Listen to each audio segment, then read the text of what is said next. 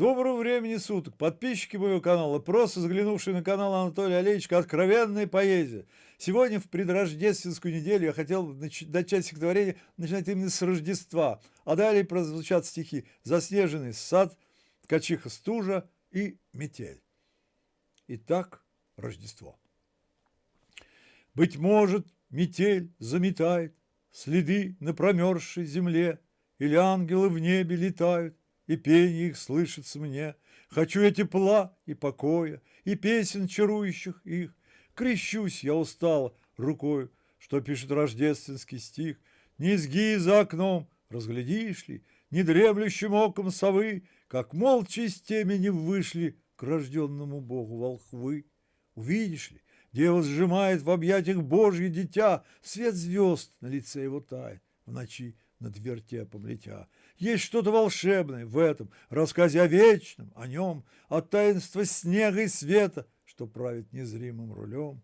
И как отыскать вспышку света, где явится радость веков, на улице вьюга, и нету свободы от снежных оков, и все же осыплется тучи, и светлая, звонкая тишь оглохнет от песни певучей, стекающей с проседи крыш. Заснеженный сад.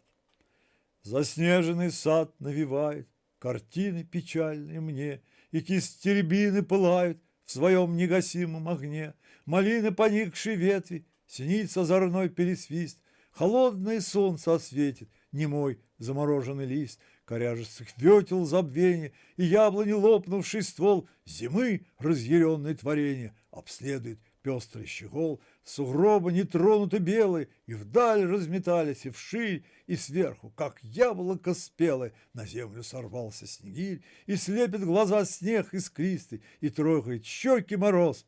Заснеженный сад голосистый, прекрасен и весел до слез. Ткачиха стужа.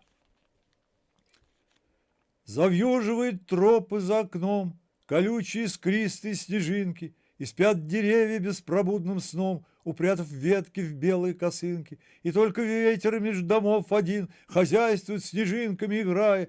Зимы студеный, властный господин по тротуарам вымерзшим шагает и сыплет на темнеющий асфальт все новые мазки белил и снега, и бесконечно выбелена даль слезами неба, высоток желтое окно глядит наружу, где ткет белейшее сукно ткачиха стужа.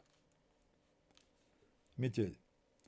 Снег с шорохом падал на землю, сугробы, как на дрожжах, вздымались, и был неприемлем привычный размеренный шаг. Старался идти я быстрее, быстрее, чем ветер поспешать, но ноги от хлада немеют, и нечем по сути дышать. Отважился я и всем горлом глотнул этот пляшущий снег, и тотчас над вздыбленным городом пурга оборвала свой бег.